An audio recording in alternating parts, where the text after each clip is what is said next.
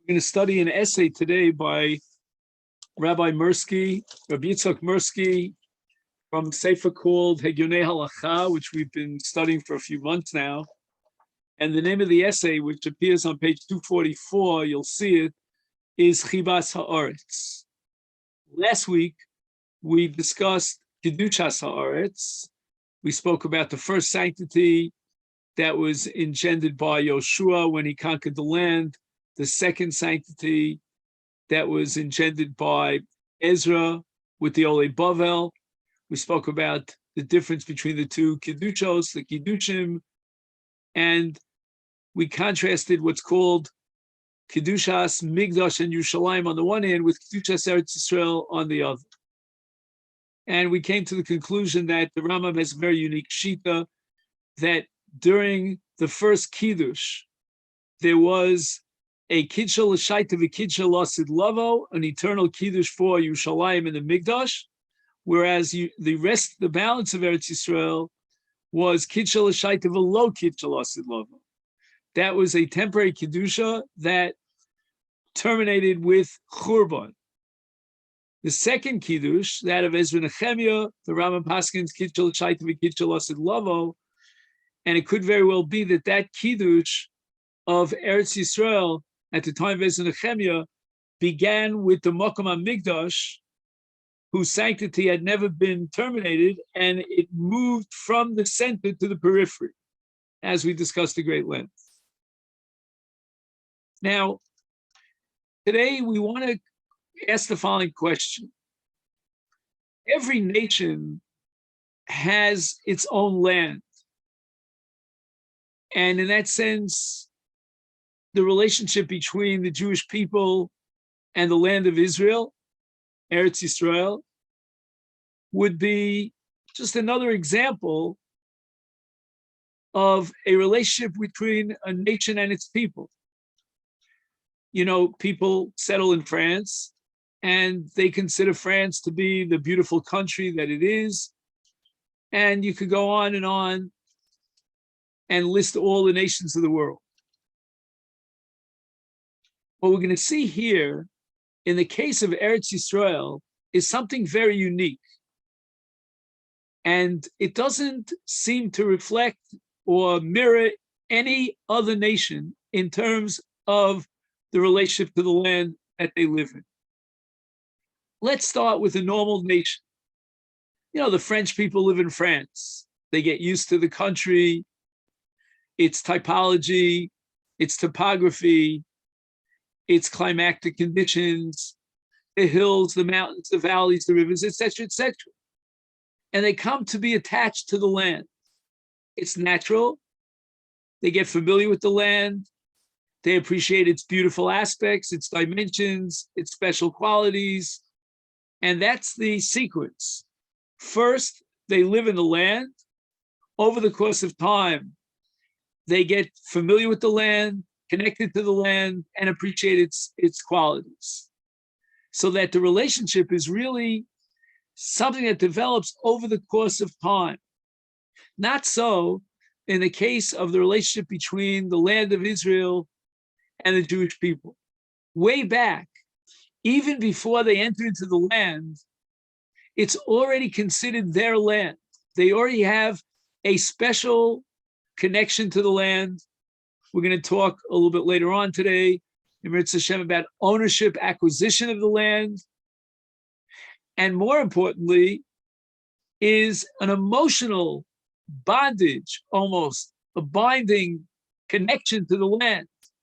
And all this precedes the entry into the land. Let's say you could talk about Yoshua and Kibush HaAretz, Kedusha Rishona.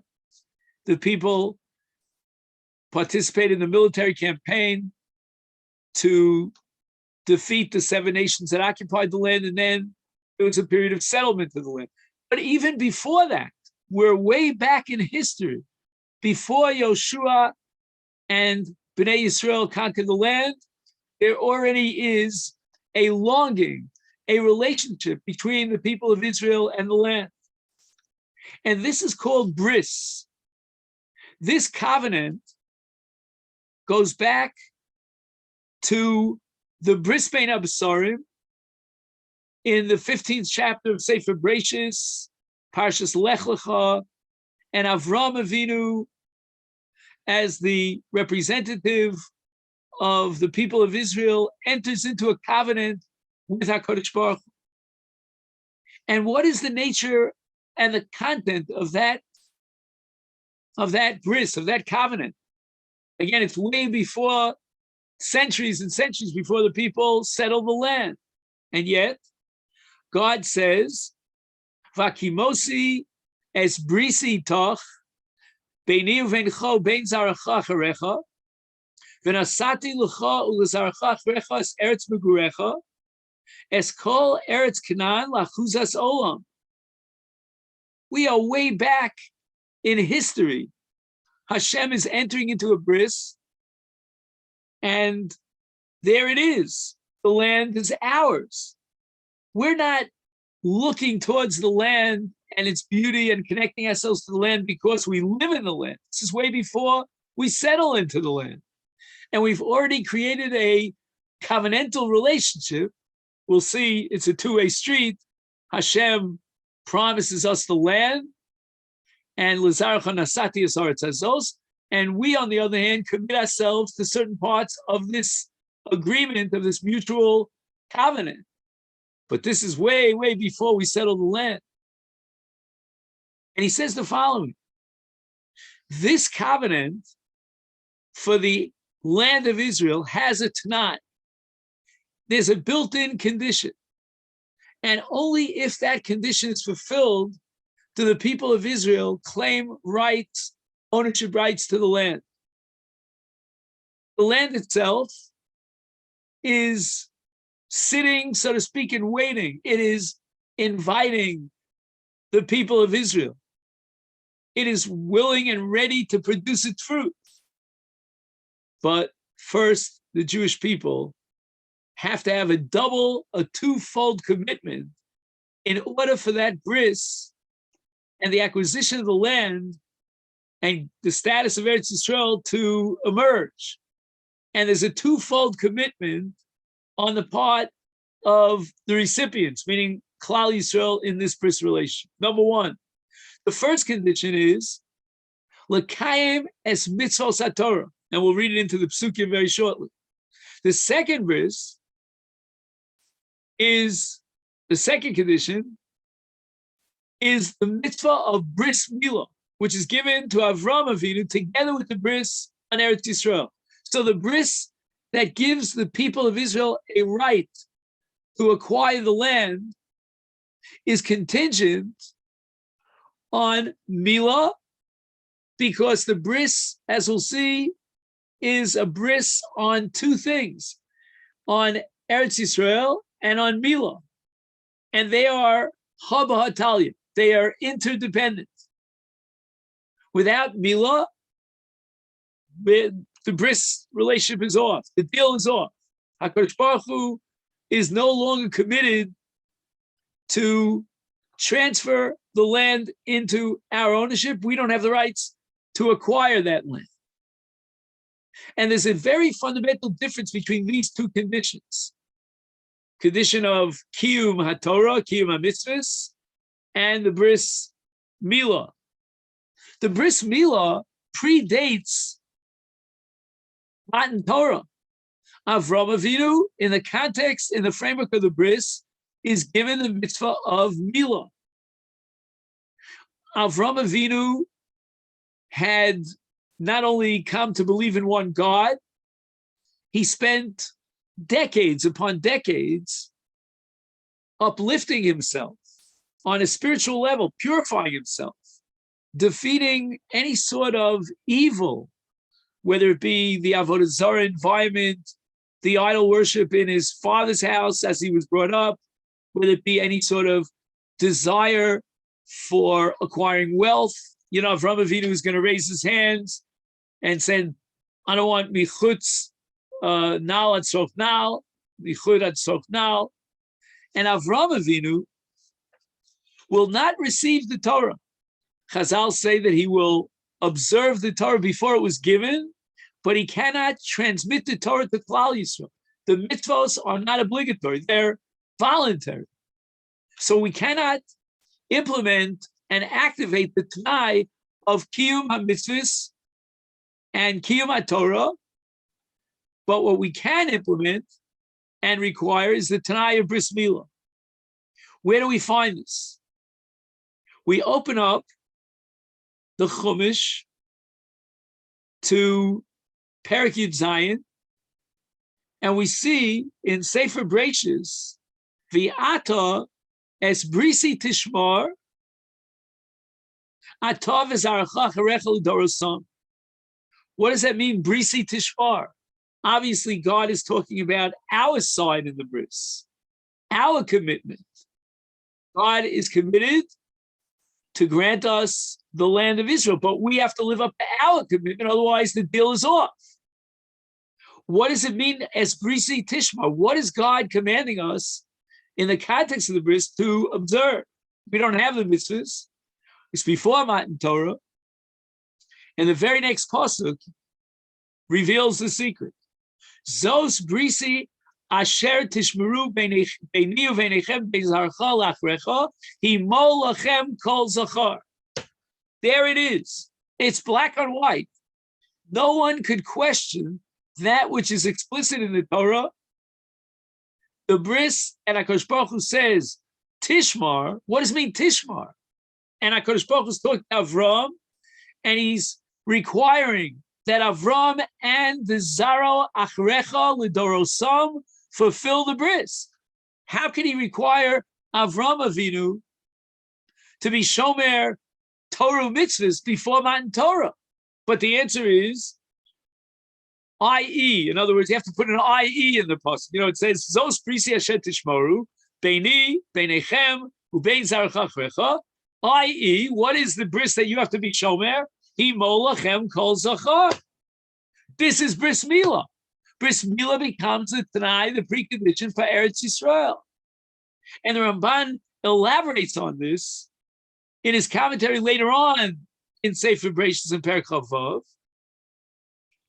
And this sheds a very important light on the history of Yoshua entering into the land. Yoshua requires the fulfillment of which mitzvah before he crosses the Jordan? You got it, the mitzvah bris milah. And the pasuk tells us at the very beginning of Sefer Yoshua, "Ba'eis hahi Amar Hashem liYoshua, aseh lecha charvos tzurim v'shuv mol es Yisrael."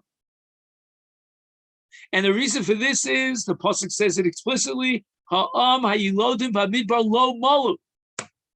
Could be that there was a danger involved in doing milah in the midbar. There was a ruach tzfonis, but bottom line is there was no milah in the midbar. The milah took place over, meaning before they entered into the land of Israel at the time Yoshua conquered the land. So God says to the people of Israel through Yoshua, go through milah, undergo milah because you don't have milah. And what that means is this is going to be the fulfillment of the Tanai of Eretz Yisrael. So it's not coincidental that of all the mitzvahs HaTorah that God could have chosen from, 613 mitzvahs, before they enter into the land, Hashem demands a fulfillment of the mitzvah of bris milah. And the whole story about the milah that took place at the time of Yoshua. Why was that mitzvah singled out? And the answer is because already at the time of the Bris Bein HaBesarim, when HaKadosh Baruch Hu enters into a covenant and he establishes his divine promise to transfer the land of Israel to the people of Israel, God set that condition. You want to acquire ownership over the land? First, I need Bris Milah. And I would add a comment of my own here. I say this with a kvetch, with almost tears in my eyes. There are people here who want to do away with Milah. They are so influenced by the Goyim. And I say to them again, they don't hear me because it's not it's falling on deaf ears. If I would tell them that our rights to the land of Israel are conditional on bris milah, don't you realize? Can't you accept and acknowledge the significance and the centrality of bris milah for the rights that we have to the land? You don't want to be chas shalom expelled, vomited forth from this land. Okay, that's just a comment on the side. And here's a beautiful Medrash Rabbah that Rav Mirsky quotes here in footnote number 5. It goes on from page 244 to 245. Omar HaKadosh Baruch Hu v'chismurim atem lirachas HaAretz arelim. Did it cross your mind that you're arelim without milah and you could enter into the land and acquire its ownership? You want to lareshas HaAretz, to inherit the land, and you're arelim? Lo kach nemerli Avram, didn't I say to Avram in no uncertain terms, V'ata SBC tishmar, and then asati lecha es eretz migurecha. But it's got to be SBC tishmar.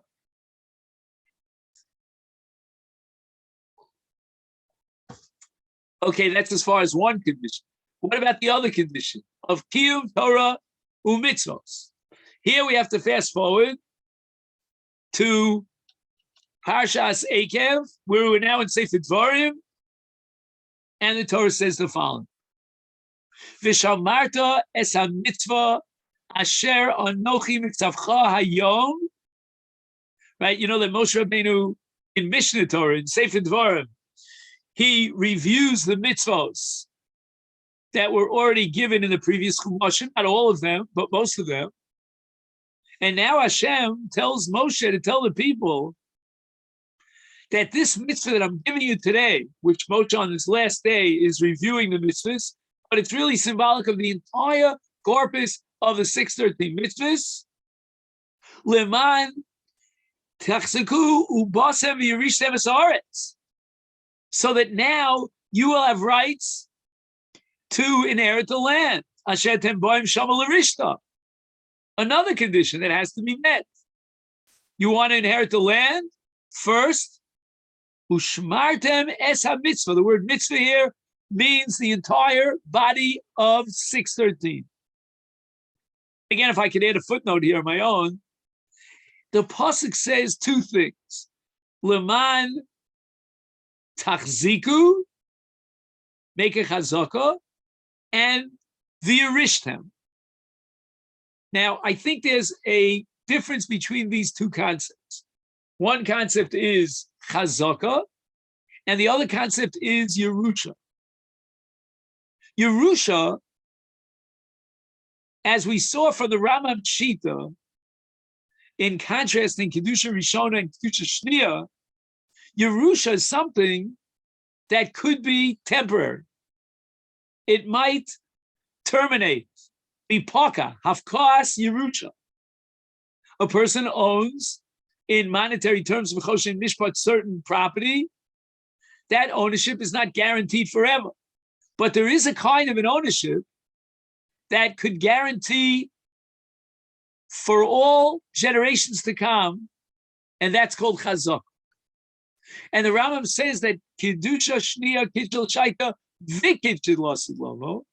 And why is that so? Because of chazaka. Chazaka is not a question of monetary ownership. It goes way beyond that. If I can use a term that my Rebbe used to always use, it's an existential relationship between the people of Israel and the land. And that relationship is called chazaka.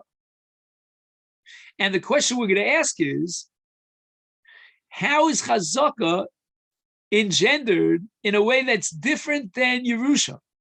Because it's adding a whole new dimension. It's taking something that's monetary and might be limited in time. It's finite, if you will, and upgrading it to something which is existential, something which defines the very essence of the Jewish people, and the land itself is now dedicated to the people forever and ever. So that's a question that we want to, in Mirz Hashem, address as we go through this essay. Now, we're going to take a look at Yechezkel HaNavi.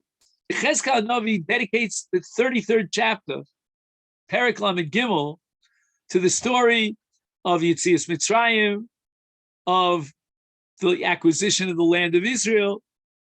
And he writes the following. He says, you think al adam tochlu veinechem tisu el gilulechem v'dam tishpochu ve'aretz tiroshu? Do you entertain the thought that you can get involved in idol worship or in murder, that you can go ahead and eat dam, which is a very severe Isur Nisakaris, and you're involved in all the ways of the Goyim, and you think you're going to inherit the land? And truth be told, that already before Nechezkel, we have the same idea.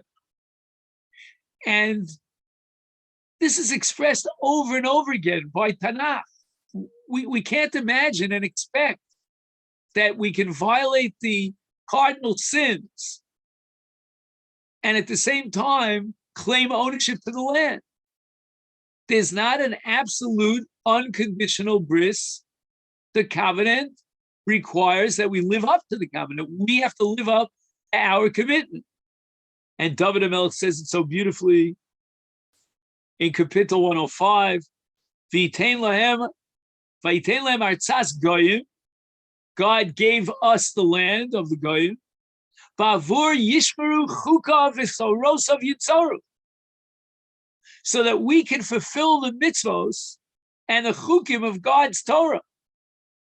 That is the ultimate goal of Yerushas HaAretz. This is not a freebie. God is giving you the land and that's it, without any commitment. The Radak adds his own formulation, his own beautiful language to the Kapitel in Tehillim. Nasan lahem ha'aretz al t'nai, explicitly, al t'nai sheyishmeru chukav v'soros. And as we go through this essay, we'll see over and over again that the Torah warns us that if we don't fulfill our commitment, our part of the bargain, if we're not committed and dedicated to the observance of Torah mitzvahs, then the land will vomit us forth and we'll go into exile. We have no rights to the land. We have not lived up to our part of the bargain, to our condition.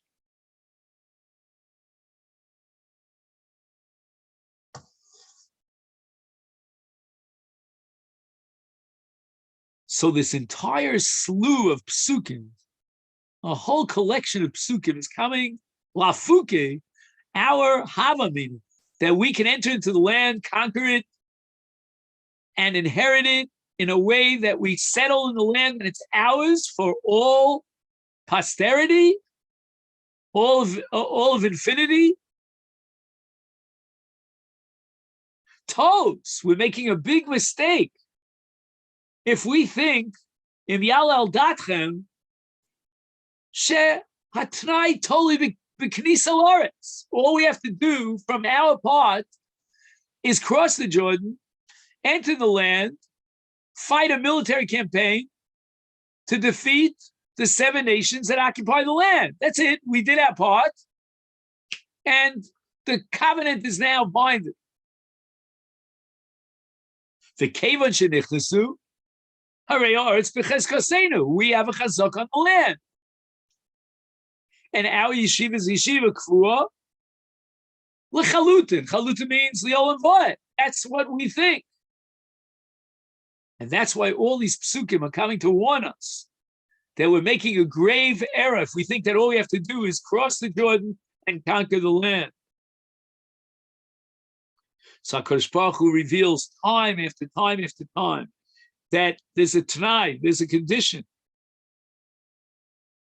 You can settle in the land if you like, but that yeshiva is not guaranteed to you. You're not going to be able to dwell in the land forever and ever unless you makayim your t'nai.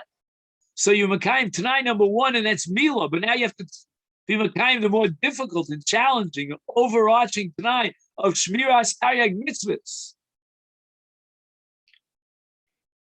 And here Rav Mirsky beautifully quotes a kli yaka. in Sefer Dvarim. Ushmarta es chukav es mishpotav v'sharnochi b'tzavcha yom l'man tarich yomim al adom asher Hashem Elokecha nosein lecha kol hayomim. Look at that word, nosein lecha kol hayomim. Says the Kli Yakar. What does it mean in Lashon Hove, nosein lecha? Says the Kli Yakar. Unbelievable. I mean, this could change our whole attitude towards Eretz Yisrael. Lo nosan HaKadosh Baruch Hu HaAretz nesina achas lechalutin. If it would have used the past tense, nasati lachem es HaAretz, it would imply that I've already given you the land and it's yours forever and ever. No. It says Asharani nosein lecha. I'm giving it to you now, and then it says kol hayomim every single day. Bechol yom v'yom. No saying lecha Kadosh Baruch Hu nesino chadosh. V'tluya b'tnai she'yikaymu es hamitzvos. Rabosai, there's an unbelievable parallel here between Torah and Eretz Yisrael. We say about Torah, bechol yom v'yom yiyu beinecha kechadoshim. Kabbalas HaTorah is not something that happened thousands of years ago on the 6th or 7th of Sivan, whatever shita you have. And that's it. No. There's an ongoing Kabbalas HaTorah. Our Sinai is an experience that repeats itself daily. And every day, I need a new Kabbalas HaTorah. And Eretz Yisrael is a reflection of Shmiras HaTorah. And therefore, HaKadosh Baruch Hu says to you, just like Torah has to be new, and it's a new ischadshus, a new commitment on a daily basis, so too Eretz Yisrael will be a new nesina every day. And the condition that we have to fulfill of Shmiras HaTorah is going to be demanded of us on a daily basis. So forget about what happened yesterday. That doesn't guarantee anything because you're going to have a new nesina. And you have to be zoch, you have to merit that new nesina. And how so? Through Shmiras Torah mitzvahs. Because Torah and Eretz Yisrael are one and the same.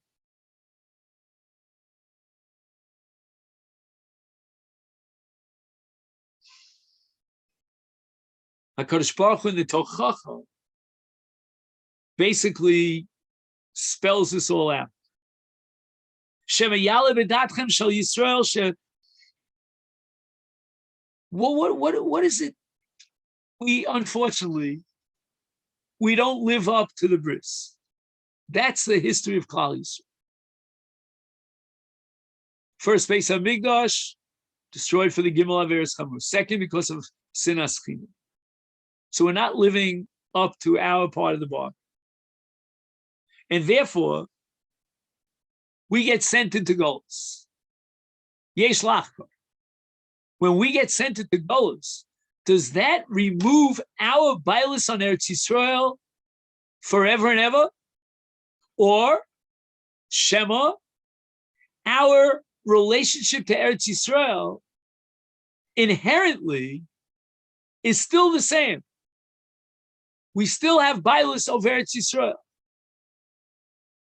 On a temporary basis, we experience exile, and that prevents us and blocks us from settling the land. But the land still remains ours. And that's what HaKadosh Baruch Hu tells us in the Tochacha. Where? I went through the Tochacha in Parshas Ki, B'chukosai, for example, the first Tochacha at the end of Vayikra, and I don't see it. On the contrary, what I see is that God promises that the land will be totally decimated. What we call in Hebrew, and that's the biblical term, shmama. Shmama means utter destruction. Where do we see in the Tochacha that we still own the land, and it's still called our Yerusha, and it's the land of Eretz Yisrael, of the Bnei Yisrael, even though we're in Golus? That our fundamental kinyan will never be broken, even though right now we're not living in the land. And the answer is one pasuk Actually, 3 words in a pasuk. But these are such important 3 words. The Ramban builds mountains on this pasuk. V'shamamu aleha oivechem. Watch the word oivechem. HaKadosh Baruch Hu is talking about shmama, the desolation of the land. But he adds the word oivechem, as if to say that shmama, the desolation of the land, is a description vis-a-vis oivechem, vis-a-vis the other nations of the world. And how do I know this? From our Rebbe. Who's our Rebbe? Rashi. Rashi says it, top of page 246. Zu mida tova Yisrael. This is the greatest gift, and it's tucked away here, hidden in the Tochacha. Shelo yimtzu ha'oivim nachas ruach bi'artzam. It'll be shmama loivechem. And the nations of the world, one after the other, will come and try to climb on high to the land, occupy the land, and to sow and seed the land and produce the fruits of the land. It's an eretz zavas cholav udvash. No, there will be no nachas ruach from the land for these nations. And the Ramban picks up on this. As I said, it's like a whole Torah of the Ramban. It appears at least 3 times in his commentary on the Torah that the shimamon of Eretz Yisrael is not natural. We think that the people were exiled, the land has been laying fallow, nobody took care of the land, it hasn't been fertilized. It's desolate.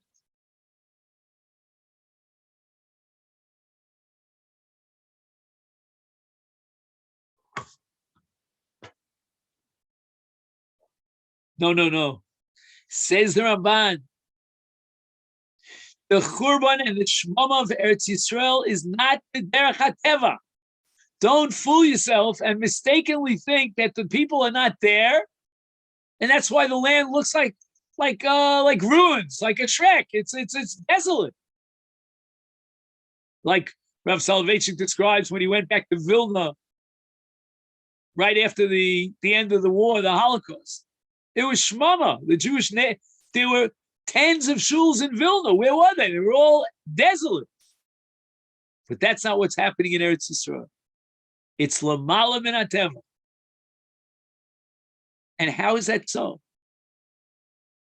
Any other land on the face of the earth, if there was a battle, a war, people were exiled, the locals were sent away, the land itself, although right now it's empty, just needs people to come back, return, and plow the land, etc., etc. Not so Eretz Yisrael. The Churban and the Shmam of Eretz Yisrael is unnatural. It is so much more powerful and profound than any other Churban and any other Shmam of any other land. Ha'umos bo Eretz Yisrael, says the Ramban. Bikshu lisyashev ba. They tried to resettle the land. V'lo niklatshi yishuvam. They were not able to settle the land. V'lo ola biyadam livnosa. We'll soon see that there was one nation who did settle the land. But all the other nations were not capable of settling the land. It remained bechurban. Unnatural. It doesn't make sense based on the laws of nature. Lo timtza b'chol ha'yishuv HaAretz asher itova rechava v'asher oisa nosheves v'hi chareva u'me'az shiyatzanu mimenu lo kibla uma v'loshon. Lo kibla. My friends, the Ramban is talking about a land, a piece of carbon. Lo kibla. It refused to receive any uma v'loshon. Eretz Yisrael becomes now a living being with its own desires and its own will. V'lo kibla uma v'loshon. V'kula mishtadlim lo shiva. One nation after the other comes The ein le'el yodam, and they're not able successfully to settle the land. You know, the famous description of Mark Twain when he came to the land in, what year was it, 1860 or whatever year. And based on this Ramban, the Maharsha has a brilliant interpretation of the famous Gemara that we say to see him, we try to see him at the end of Makos, that all the Tanoim, Rabbi Gamliel, Rabbi Lozman Azariah, Rabbi Yeshua, and Rabbi Akiva were Olam Yishalayim. They got to the place of Churban, they rendered their garments, and they see a fox running out of the Kodesh Kadosh, and they all start crying. Rabbi Akiva's laughing. Says the Maharsha, why is Rabbi Akiva laughing? Because Rabbi Akiva saw in this vision, in this Mara in front of his eyes, the connection, says the Maharsha, the dveikus, the dibuk between Eretz Yisrael and the people of Israel. How so? Rabbi Akiva saw that ein l'shum uma achiza, but no nation would be able to take over the land and settle therein. V'shum am lo yimtzalo toeles v'anod b'shivasa. And this is what he saw as a revelation from Shemayim, that God was showing him that lo yitze ish misham, no one's going to come out of the land. The only thing that's going to come out of the land is a fox, is a shul. And that's a fulfillment of the prophecy of Micha Tzion Sada Tichrosh. And the Gemara tells us in Masechta Yoma, Ein shul mala misada charush el avak beraglav. What would a fox get out of a land that's nechrash? So the sod is nechrash. All he can come out of there, if there's only harisha, no benefit whatsoever. He can come out, holding on to some dust, and his feet will be full of dust. And this is a kiyum of the nevuah. Rabbi Akiva saw a vision, which he interpreted as the kiyum of this nevuah of Tzion Sada Tichrosh, that's telling us that a fox will get nothing out of the land. And the fox symbolizes any kind of being, any kind of people and nations that will try to settle the land. They'll get nothing out of it. All they get is dust. Why don't they plant? Why don't they harvest? Why don't they grow fruits and vegetables? Why don't they grow grains? Nothing. And why? As the Ramban says, because lo kibla uma v'lashon, the land will not receive any nation. It's amazing.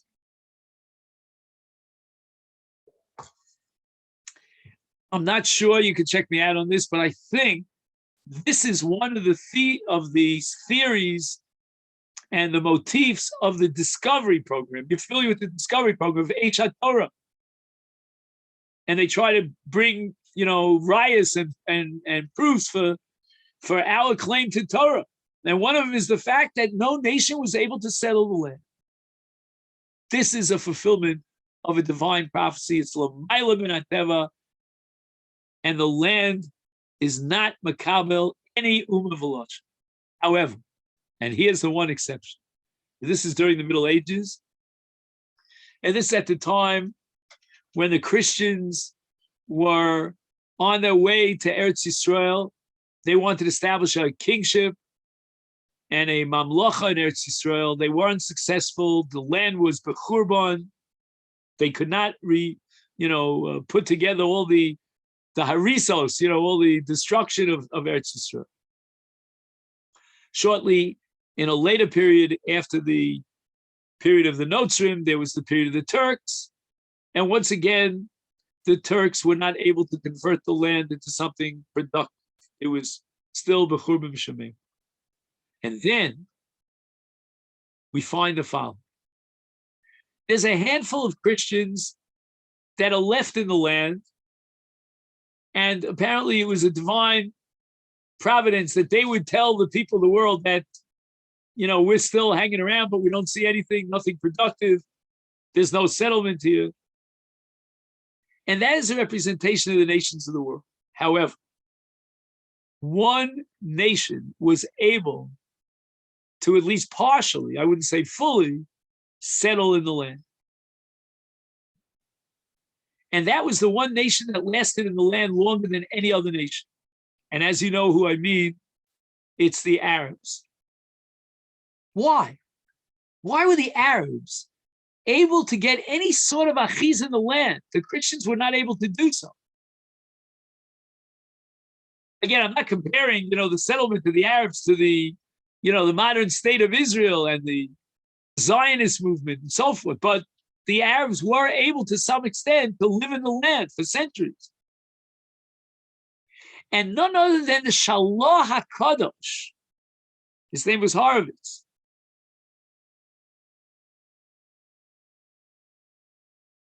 was able to shed a light, ask this question, address it, and come up with an explanation. Maishna umazu, why are the Ishmaelim any different than the Esavs and all the other nations? And he says an unbelievable thing. Because there were two conditions in the acquisition of the land. And the first of them was Milah. And the Bnei Yishmael accepted upon themselves bris Milah. Again, they don't have a mitzvah of Milah. It's not one of the 7 mitzvahs Bnei Noach. But nevertheless, it was Moil, says the Shalom. Moil means it was effective. It gave them some sort of an achiza, as limited it might be, but an achiza nevertheless in the land.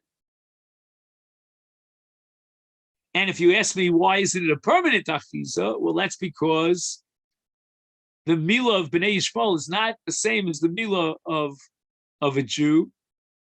The milah of a Jew is not just the mice of milah of chituv, it also requires priya.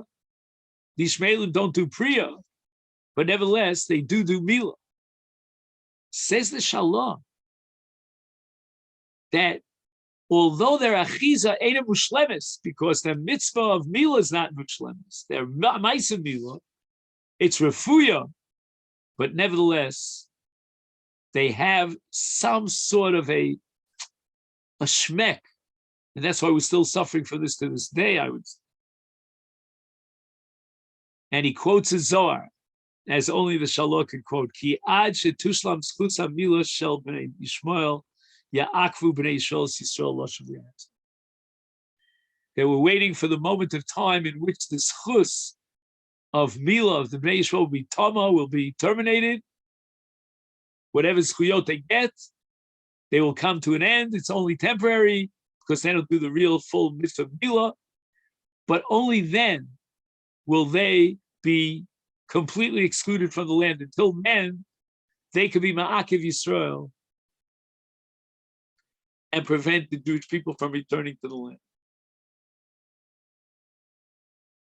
Fine. Now, the balance of this essay is about the following chakira, the following issue. God promises the land to Avram, and then again to Yitzchak and to Yaakov.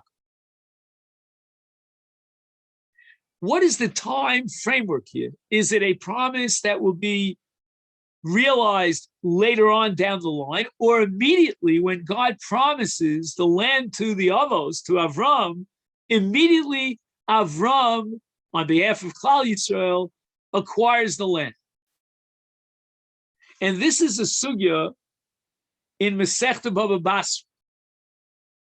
And it all revolves around one pasuk in the Bris Bein HaBetzarim. It says, Bayomahu karas Hashem bris leimar, lizaracha nasati es HaAretz hazos. Nasati in the past tense. It should have said etain.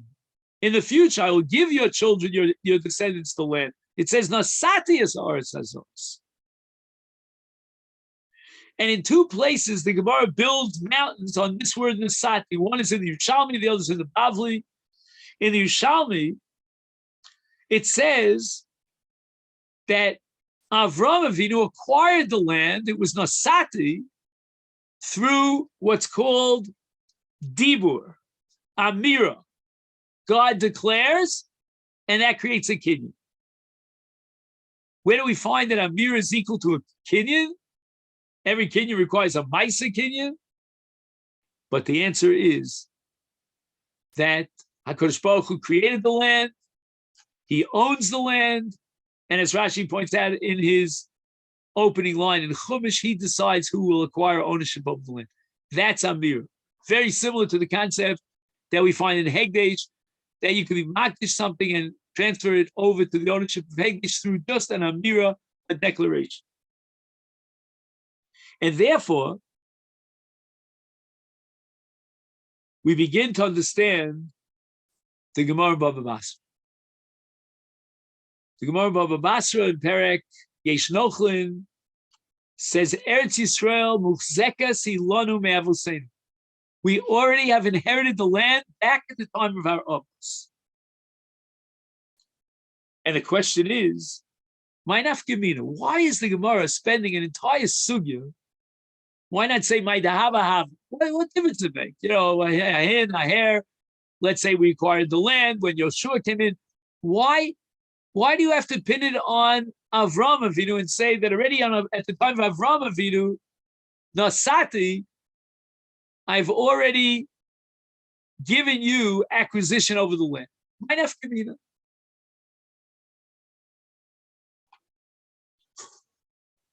Well, this has to do with the din of a Bechar. As you know, Bechar inherits Pi Shnayim. He gets a double portion.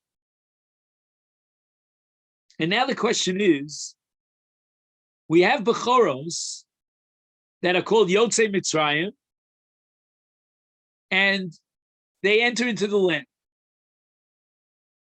Do they have already rights to Pi Shnayim? Now, in order to appreciate this question, are you familiar? Again, everybody has their own background, their own knowledge. We're in a Zoom situation here, so it's very hard to make a survey here. But there's something called Roi and Muchzak. Let's just go over it very superficially, just to get the flavor of it. A Bechar only inherits Pi Shnayim in Muchzak. What does that mean, Muchzak? Land that is in the possession of his father, let's say, at the time of his father's death. If there are possessions that are owed to the father, they're outstanding debts. Like, for example, let's say the father's name is Reuven, and somebody borrowed money from Reuven, and he has an outstanding debt. He hasn't yet paid it up, and Reuven dies. His son Chanoch Lamazogin is a Bechar. He does not get Pi Shnayim when the money comes into the estate, when the Baal Chov pays up his Chov. Because that's called Roi and not Muchzak. Roi means there's a Shibud, but it's not Muchzak. And now the question becomes, if a Bechar could not collect from Roi, then although his rights, like the rights of all of Klal Yisrael to Eretz Yisrael, are Roi, right? They're outstanding, they're in potential. We have to settle the land, divvy it up. There'll be a Chalukas Nachla, but it's not Muchzak. And if it's not Muchzak, the Bechar will not get Pi Shnayim. And the pasuk says in Parshas Pinchas,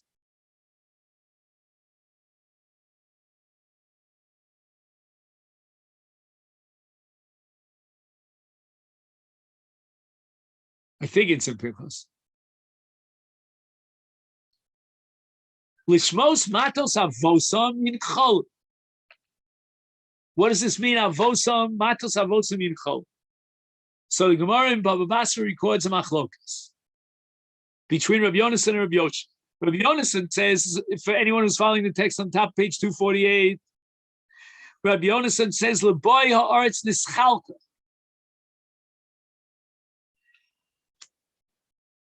And Rabbi Yoshia says, Eretz Yisrael lo nischalka. What does that mean? According to Rav Oshia, Eretz Yisrael nischalka liyotze Mitzrayim, which is a pella. What do you mean nischalka liyotze Mitzrayim? They haven't even conquered the land yet. Rav Yonasan makes a lot more sense. L'boy ha'aretz nischalka. Let's enter into the land and then divvy up the land after we conquer the land. So, for example, let's say you have a certain number of Jews that came into the land at the time of Yoshua. So according to Rav Oshia, because Rav Oshia goes back to Yotzei Mitzrayim, that's not going to be the number that determines how many different nachlos and sections and territories you're going to divide. According to Rav Yonasan, L'boy Eretz Yisrael nischalka. And therefore, we're going to have to take a census of the people in each shevet, and that's how we're going to divide up the land, because it's divided up to Yotzei, to Boy HaAretz. And Rav Oshia takes us back to Mitzrayim. Why? Mispar Avosayim sheyotzu Mitzrayim? We go back to the fathers of the various families of Yotzei Mitzrayim. Why not the fathers of those who are entering into the land? It could be a whole different division of land. And it's a pella here, the sheet of Rabbi Oshia. What do you mean, Ki Yotzei Mitzrayim? They didn't even enter into the land. How can you tell me that they have a chazaka on the land? They didn't enter into the land. But the answer is, we go back to the Gemara Bava Basra, that Eretz Yisrael muchzekas ilonu me'avoseinu, that the chazaka in Eretz Yisrael goes back to Avram Avinu. And if that be the case, then look at the repercussions as far as Bechor getting Pishnayim. HaBechorim notlu b'Yerushas ha'aretz me'avoseinu Pishnayim. And the Gemara is going to prove it. Again, Pishnayim, it's Roy, it's not Muchsa. Maybe they have rights in the future, to collect their portion and settle therein, but you're talking about Yotzei Mitzrayim, that's Roy. Why does the Bechor get Pishnayim? Unless you say Muchsa, it's not Roy. And the Gemara proves it from B'nai Slavchad. What happens? In Mitzrayim, amongst those who left Mitzrayim and went into the Midbar, there was a family called Chefer. And there was another family called Slavchad. Slavchad was the Bechor, and Chefer was the younger brother. When they divide up the land, they gave Chefer his portion, and then they subdivided that portion amongst the sons of Chefer. All of them were Yotzei Mitzrayim. When Slavchad dies, the B'nai Slavchad will inherit, that's what Hashem reveals to Moshe, the chelik of Slavchad. That Slavchad is a Bechor. So now the Mishnah wants to know, how much of the estate will the B'nai Slavchad inherit? Do they have rights to Pishnayim? Zela chelik sheyorash Slavchad me aviv, and Slavchad was a Bechor. Ubechor yoresh Pishnayim b'Yerushas aviv. So he's going to get double the portion. Slavchad is going to get double the portion of Chefer because he's a Bechor. And that's called Bechor notel Pishnayim. Therefore, if Slavchad gets Pishnayim, the B'nai Slavchad now will divvy up twice the amount of land that Chefer inherits. So the Gemara says, I don't get it. Ein Bechor notel Pishnayim b'Roy el b'Muchzak. It's got to be already in the Rishus, in the possession of the Morish, the one who's going to bequeath it. V'lo, and a Bechor does not have rights to nechasim shasidim lagia l'Rishus Aviv liachar mosa. They only come into the possession of the estate after the death of the Morish. Ubnei Yisrael be'osa shab b'midbar hayu. Right, the whole issue of Slavchad and divvying up the land that was designated for Tzlafcha to the daughters of Tzlafcha that took place in the Midbar. V'adayin lo nichnasu l'Haaretz. If that be the case, then the father of Tzlafcha did not have muhzakus in the land of Israel.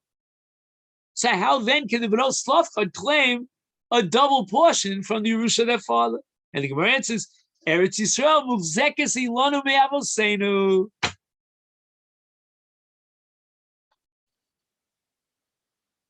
Klomar, this is on the bottom of page 248.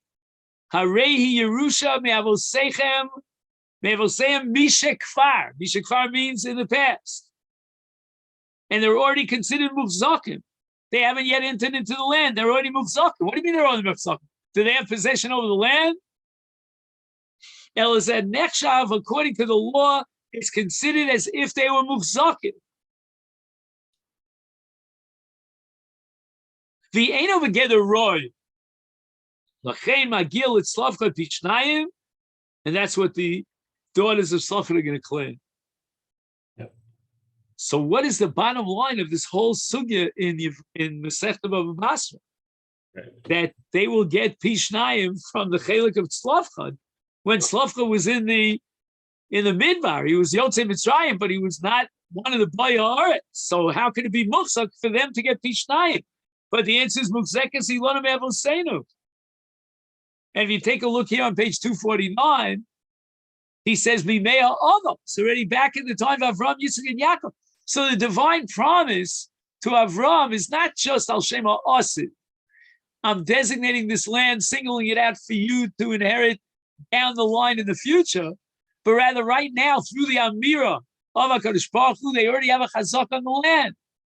And therefore, B'nai Tzlafcha can get a double portion from their father, Tzlafcha, as the Bechor. And he quotes a medrash here on page 249. Just want to see what time it is. I have a few more minutes. I'll try to make it fast. And he writes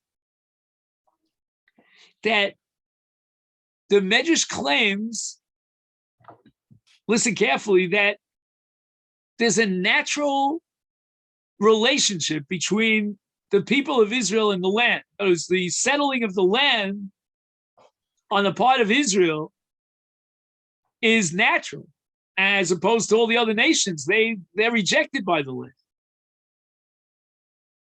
And the land as a personality has a certain potential, and that potential could only be brought out by the people of Israel.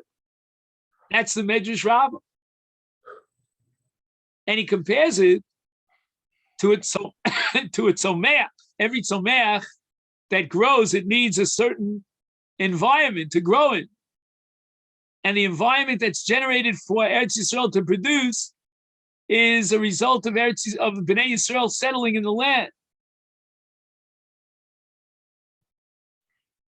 And therefore, we see clearly that the potential for the land of Israel is dependent upon the people of Israel, and they have a natural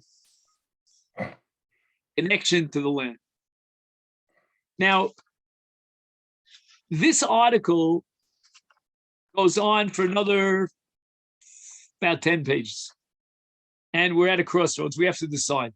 Next week is Rosh Chodesh Shvat, which means that Shkia on Sunday will, according to Beit Shammai at least, will usher in a new year for Peres Elon.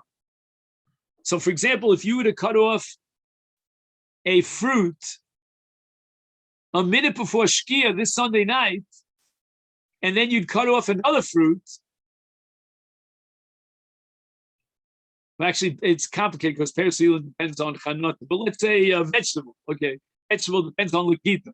So let's say I pluck out a cabbage 1 minute before Shkia this Sunday night, and another cabbage a minute after this. I cannot be mafresh one on the other. Meisers are going kol shana l'shana every year to feed meisers. In other words, Beit Shammai say that Rosh Hashanah is Aleph Shvat. Rabbi And although Beis Hillel disagree, they have Tu B'Shvat, but Rabbi Akiva was machmir for the Shita Beit Shammai, and he considered Rosh Hashanah, the Lanos, as Aleph Shvat, like Beit Shammai. He was machmir in both directions. So I'm thinking to myself, once we're entering into Shvat, next week we'll be in Shvat. Is that correct? Yeah. So we might want to. I know that's the choice here. I'm vacillating back and forth whether to finish this article or to begin already Tu B'Shvat, because Tu B'Shvat, a lot of people, I mean, most people, I don't think understand what Tu B'Shvat is all about. It has to do with Maasros, it has to do with Orla, it has to do with Ravai, and it has to do with Shemitah. So that's the question. Why don't we do what the Rav wants to do? My problem is I don't know what I want. I'll tell you the truth. There's an article in Hegyonei Halacha. We're doing now Chelik Gimel, but if you go back, rewind to Chelik Beis, there's an article here about Teves. Now again, by next Wednesday, it's not Teves. And the article is about what we call Halacha L'Moshe Misinai Esav Sonei Es Yaakov. That's to do with the fact that there's on Asar B'Teves there's something here in Israel called Kaddish HaKlol. You know about that? It's kind of like a Yom HaShoah of sorts. Anyway, it's a modern invention. But in any event, for the Hegyonei Halacha, it's a sort of how do you say in English, a keresh kfitza, it's a jumping off point to discuss the whole concept of sinah, of the hatred against the Jew. And there are many different dimensions of that topic. So I was tempted, even though it means turning the clock back a little bit, to Teves. And then the next article he has after that on page 113, again, this is the second volume, we're in the third volume now, but going back to the second volume, is on Tu B'Shvat. So we have really three choices here for next week. We might continue in the article, the essay that we started now on Chibat HaAretz. We might begin our discussion, our analysis of Tu B'Shvat in advance, because we'll only have 2 Wednesdays for Tu B'Shvat. And we might consider this article for Teves about the concept of Sinas Yisrael, the hatred against the Jew. So those are the three choices. They all Okay, sound interesting, but I think that Tu B'Shvat would be most time appropriate. And the question is there going to be a Tu B'Shvat Seder at the Emek? I don't know. I don't know about the Seder. It's a nice minhag, to have a Seder on Tu B'Shvat. I was brought up, we used to delay the Seder till the 15th of Nisan. We didn't have a Seder on Tu B'Shvat.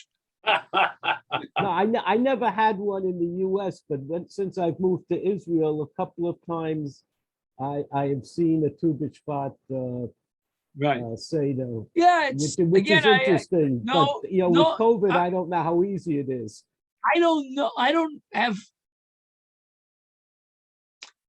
You can have a Seder any time of the year. I don't know. I didn't see a Seder in my childhood. If I would tell Rav Salvation they were having a Seder, he would say I'm off by a number of months. You know what I'm saying? So it's a nice thing. You know what I mean? It's a chance to get together, and eat some fruits and maybe talk about the Arizal. There's a lot of Kabbalah here. Why not?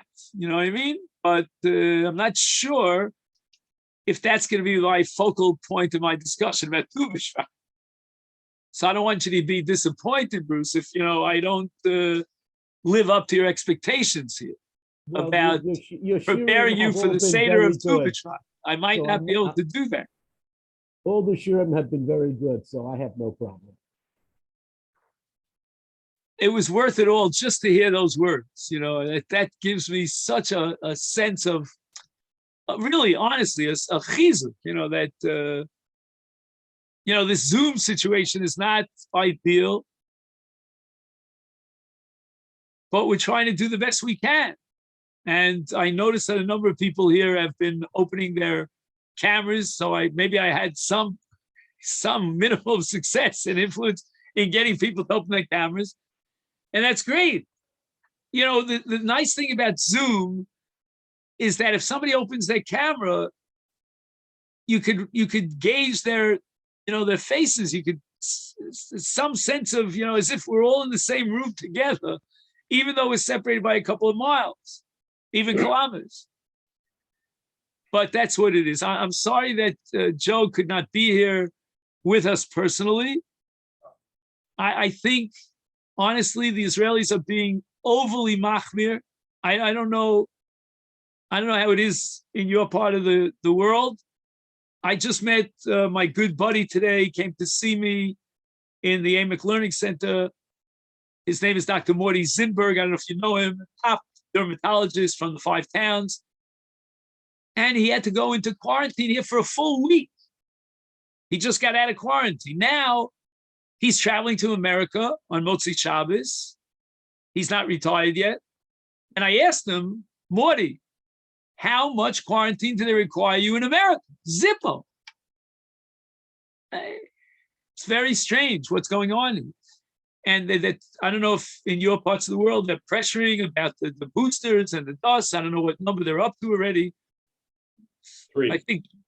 I think here they're up to number 4 already. People are predicting number 5, 6, 7, 8. I don't know. It keeps going on. It's like you make Hanukkah. Most of a holy. We passing like Beis Hillel. I don't know. It's pretty wild over here. What's going on? I'm not 100% comfortable with it. And there's so many different views. It's not push. So Joe, I don't know. You didn't. I hope you didn't lose your ticket. Did you pay for it? No. All right. So hold on to your desire and your aspiration. We hope to see you soon. There's some rumors here that they're going to let up a little bit on it.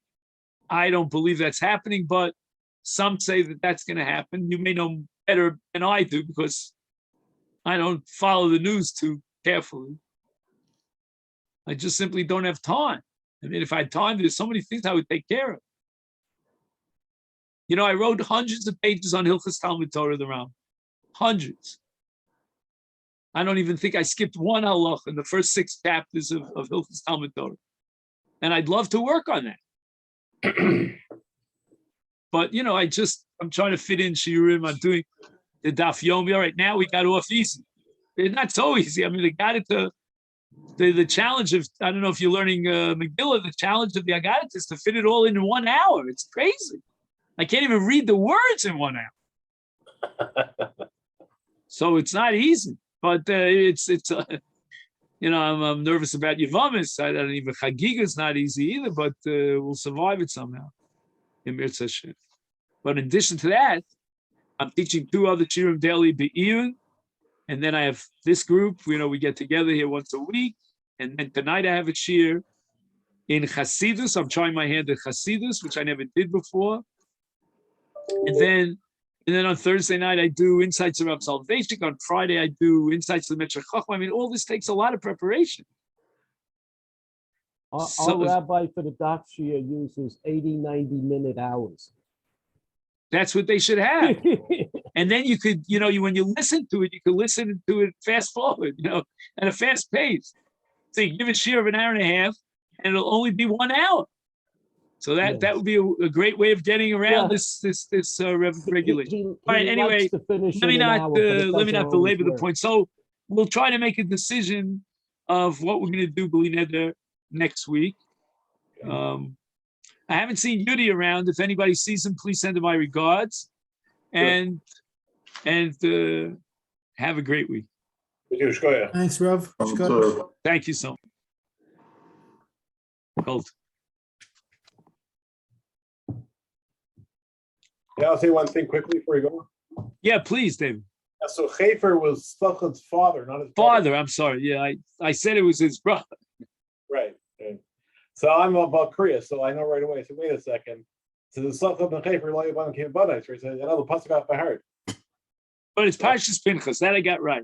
Well, it's Pinchas. You're right. It's actually mentioned. The nice stuff that has a Shiloh twice in Chumash. Why is the story repeated? I don't know, but you're right. It's Parshas Pinchas. It's the before the Karbanis in Pinchas. But they ask again by Masei the same thing, and the order of the daughters has changed.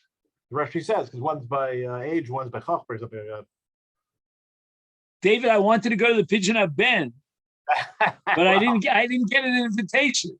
Well, we actually didn't even have much family either. Really? My younger brother and his wife, sorry, we're nervous, we're not coming. My other brother's wife came. My mother came. My mother Kanai's is 96 years old. My sister came because she happens to be here now. But Heather's family, there's nobody. Like one sister's out of town or was out of town. Byron and Mimi were unavailable for I don't know what reason. They came later. I'd say Mazel Tov,